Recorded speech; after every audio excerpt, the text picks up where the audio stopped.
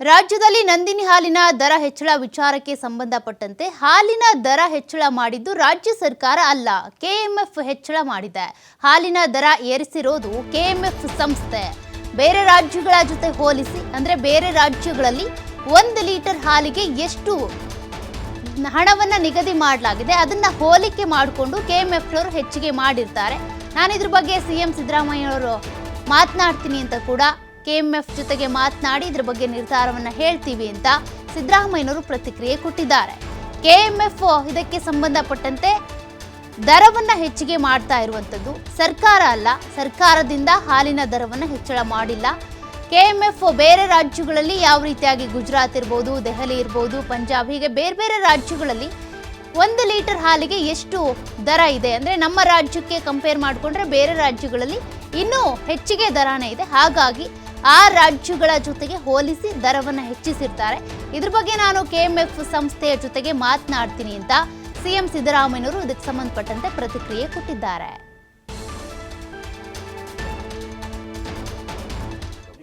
ಹಾಲಿನ ದರ ಹೆಚ್ಚಿಗೆ ಮಾಡೋರು ಕೆಎಂಎಫ್ನವರು, ಸರ್ಕಾರ ಅಲ್ಲ.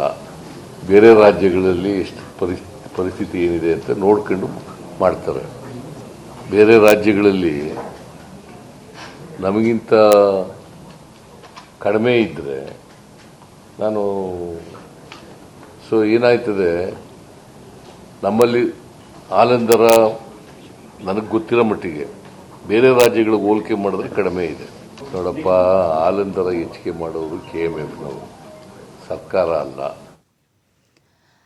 ಈಗಾಗಲೇ ಕೆಎಂಎಫ್ನಿಂದ 1 ಲೀಟರ್ ಹಾಲಿಗೆ ₹2.10 ಹೆಚ್ಚಳ ಮಾಡ್ತೀವಿ ಅನ್ನುವಂಥ ನಿರ್ಧಾರವನ್ನು ಕೈಗೊಳ್ಳಲಾಗಿದೆ. ನಾಳೆಯಿಂದನೇ ಈ ಪರಿಷ್ಕೃತ ದರ ಏನಿದೆ ಜಾರಿಗೆ ಬರುತ್ತೆ ಅಂತ ಕೂಡ ಹೇಳಿದ್ದಾರೆ. ಹಾಗಾಗಿ ಇದಕ್ಕೆ ಸಂಬಂಧಪಟ್ಟಂತೆ ಪ್ರತಿಕ್ರಿಯೆ ಕೊಟ್ಟಿರುವಂತಹ ಸಿಎಂ ಸಿದ್ದರಾಮಯ್ಯನವರು ಈ ನಿರ್ಧಾರವನ್ನು ಸರ್ಕಾರ ಕೈಗೊಂಡಿರೋದಲ್ಲ, ಕೆಎಂಎಫ್ ಸಂಸ್ಥೆ ಕೈಗೊಂಡಿರುವಂಥದ್ದು. ಬೇರೆ ರಾಜ್ಯಗಳಿಗೆ ಹೋಲಿಕೆ ಮಾಡಿದರೆ ನಮ್ಮ ರಾಜ್ಯದಲ್ಲಿ ಹಾಲಿನ ದರ 1 ಲೀಟರ್ಗೆ ಕಡಿಮೆನೇ ಇದೆ, ಅದನ್ನು ಆಧಾರವಾಗಿ ಇಟ್ಕೊಂಡು ಅವರು ಹೆಚ್ಚಿಗೆ ಮಾಡಿರ್ತಾರೆ. ಇದಕ್ಕೆ ಸಂಬಂಧಿಸಿದಂತೆ ನಾನು ಕೂಡ ಕೆಎಂಎಫ್ ಸಂಸ್ಥೆಯ ಜೊತೆಗೆ ಮಾತನಾಡ್ತೀನಿ ಅಂತ ಸಿದ್ದರಾಮಯ್ಯನವರು ಪ್ರತಿಕ್ರಿಯೆ ಕೊಟ್ಟಿದ್ದಾರೆ.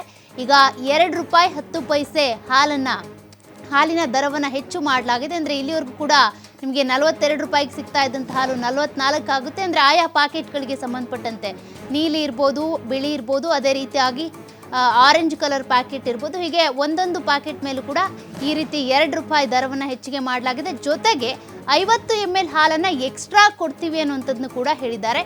ಸದ್ಯಕ್ಕೆ ಈಗ ಹೋಟೆಲ್ ಮಾಲೀಕರಿಗೂ ಕೂಡ ಇದಕ್ಕೆ ಸಂಬಂಧಪಟ್ಟಂತೆ ಒಂದಷ್ಟು ಗೊಂದಲ ಉಂಟಾಗ್ತಾ ಇದೆ. ಇದರಿಂದ ನಮಗೆ ಲಾಭ ಆಗುತ್ತೋ ನಷ್ಟ ಆಗುತ್ತೋ, 50 ml ಹಾಲು ಹೆಚ್ಚಿಗೆ ಕೊಡ್ತೀವಿ ಅಂತಲೂ ಹೇಳ್ತಿದ್ದಾರೆ, ಜೊತೆಗೆ ₹2 ದರನೂ ಹೆಚ್ಚಿಗೆ ಮಾಡ್ತಿದ್ದಾರೆ. ಇದರಿಂದ ಯಾರಿಗೆ ನಷ್ಟ ಯಾರಿಗೆ ಲಾಭ ಅನ್ನೋದೇ ಸದ್ಯಕ್ಕೆ ಗೊತ್ತಾಗ್ತಾ ಇಲ್ಲ. ಇನ್ನು ಸಿದ್ದರಾಮಯ್ಯನವರು ಇದಕ್ಕೆ ಸಂಬಂಧಪಟ್ಟಂತೆ ನಾನಿನ್ನೂ ಕೂಡ ಕೆಎಂಎಫ್ ಸಂಸ್ಥೆಯ ಜೊತೆಗೆ ಮಾತನಾಡಿ ಇದ್ರ ಬಗ್ಗೆ ತೀರ್ಮಾನವನ್ನು ತಿಳಿಸ್ತೀನಿ ಅಂತ ಕೂಡ ಹೇಳಿದ್ದಾರೆ.